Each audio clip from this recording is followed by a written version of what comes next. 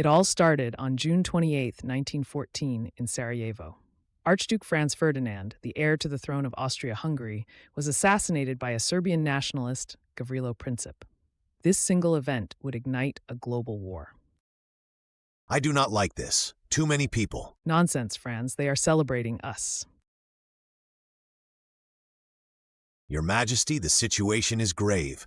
The Archduke and his wife are dead. Serbia. It was the Serbians, wasn't it? The assassin was a Serbian nationalist, Your Majesty.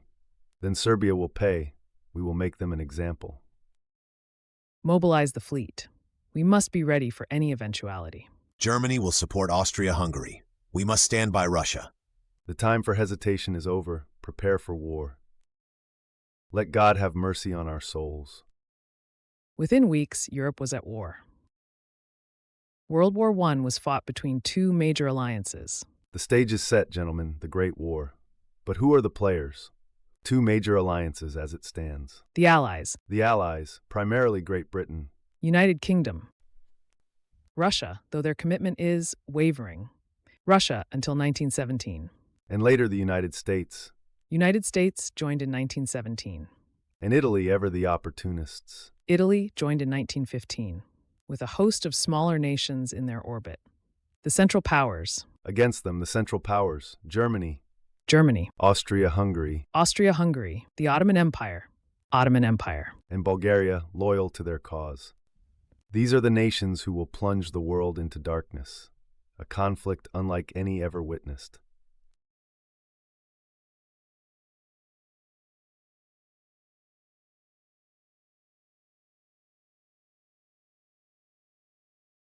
Another one gone this morning. Fever took him quick. It's a matter of time for all of us, Thomas. This cursed trench, it's a grave already dug. The war introduced deadly new weapons. Machine guns, cutting down thousands in minutes. Artillery shells, bombarding enemy positions day and night. Poison gas, burning lungs and blinding soldiers. Airplanes, used for bombing and dogfights in the sky. Tanks, a new invention that could cross trenches. Some of the deadliest battles were... How long has it been? Days? Weeks? Too long. It never ends. Battle of Verdun, 1916. The longest battle lasting 10 months with 700,000 casualties. We're pinned down. We need support. Battle of the Somme, 1916. The first day alone saw 60,000 British soldiers killed or wounded. Gallipoli, a strategic blunder. We underestimated the Ottomans. Gallipoli Campaign, 1915-1916. A failed attempt to take the Ottoman Empire out of the war, with heavy losses for the Allies. In 1917, Russia collapsed from within. The Bolshevik Revolution overthrew the government, and Russia pulled out of the war. Germany now had an advantage. We have no selfish ends to serve. We desire no conquest, no dominion.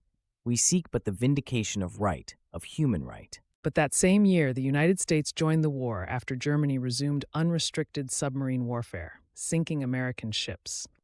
With fresh troops and resources, the Allies regained momentum.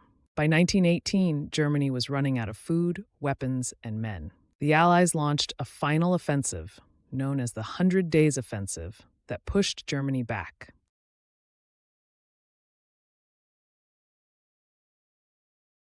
Is it really over?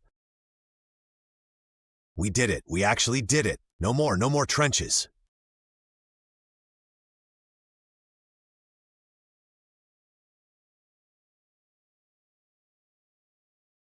Signed, the Great War is over. Let us ensure this never happens again. I fear we have planted the seeds of future conflict here today. The human cost of World War I was staggering, over 16 million deaths, soldiers and civilians alike. Empires collapsed. The Austro-Hungarian, Ottoman, German, and Russian empires all fell. New nations emerged. Countries like Poland, Czechoslovakia, and Yugoslavia were created. Seeds of World War II were planted. Harsh penalties on Germany led to future conflict. Today, World War I is remembered as one of the most brutal and transformative wars in history. It reshaped nations, borders, and even warfare itself. But most importantly, it taught the world the horrors of total war. Over 100 years later, the lessons of World War I still matter. It was a war fueled by alliances, misunderstandings, and unchecked nationalism. Can we learn from history to prevent such wars in the future?